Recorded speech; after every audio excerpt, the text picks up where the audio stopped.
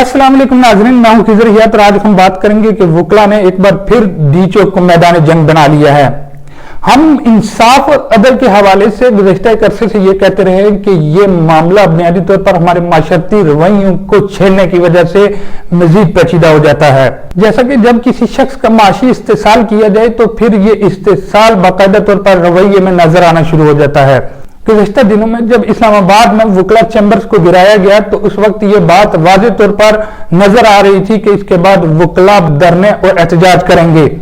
ये धरने और एहतजाज इस वजह से किए जा रहे हैं कि हमारा माशी कत्ले आम बंद किया जाए। इस वाले से अगर हम हाई कोर्ट के हुक्म को देखने की कोशिश करें तो हाई कोर्ट ये कह रही है कि उन्होंने सीडीए को ये हुक्म दिया था कि गैर कानूनी चैम्बर्स का खात्मा किया जाए, यानी कि हाई कोर्ट के हाथे से वकला के वो गैर कानूनी चैम्बर जो कि गुजरगांव पर बने हैं या फिर सड़कों और फुटपाथ पर बने हैं उनको फिलफौर खत्म किया जाए। जबकि दूसरी तरफ वकला का ये कहना था कि उनको चैम्बर लगाने के लिए अहाता अदालत में जगह नहीं दी गई है। वकला के बारे में अक्सर ये कहा जाता है कि इनकी पसमानगी का हाल इस तरीके से भी लगाया जा सकता है कि अगर आप इस्लामाबाद की कचहरी में चले जाएं तो वहां पर बंद गलियों, फुटपाथ और बिलखसूस सड़कों के गिर्द इंतहाई तंग कमरों में बैठे ये कानून के अहम पुर्जे अपने फराइज सर अंजाम दे रहे होते हैं। गुज़श्ता एक अरसे से देखा गया है कि वकला ये बार बार कहते रहे कि हमारा माशी इस्तेसाल खत्म किया जाए और हमें बाकायदा तौर पर वो जरूरी सहूलियात तो दी जाए जो कि किसी महज़ब माशरे में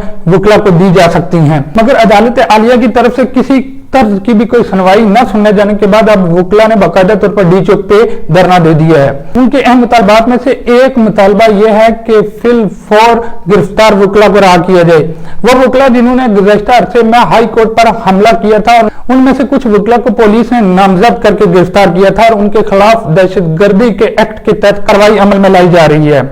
जबकि अगर देखा जाए तो वकला इस तर्ज में कम अज कम हक बजानब है कि उनका माशी इस्तेसाल खत्म किया जाए और हुकूमत वक्त की जिम्मेदारी है कि वो सबसे पहले चैम्बर्स के लिए जगह अलॉट करे,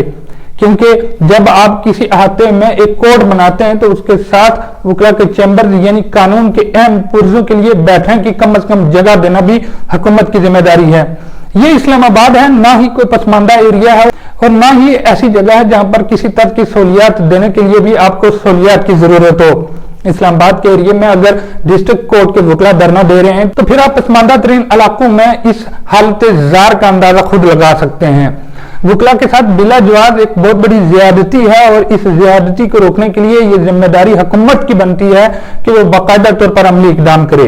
अगर इसके हवाले को बाकायदा तौर पर इकदाम न किया गया और इनके साथ मुज़ाकरात करके मामला निपटाने की कोशिश न की तो ये इस्लामाबाद का धरना पूरे मुल्क के एहतजाज में तब्दील हो सकता है। इसके साथ साथ दूसरा और अहम तरीन पहलू यह है कि हमारी अदालतों में निज़ाम अदल इस कदर फरसुदा है कि वो कानून के एक पहलू को तो जरूर देखता है मगर उसके दूसरे पहलू को देखने से नाला रहता है। जैसा कि अगर चीफ जस्टिस अतर मिनुल्लाह के इक़दाम को देखा जाए तो हुकूमत ने उनके इक़दाम को बराह रास्त अपने मफाद के लिए इस्तेमाल किया है।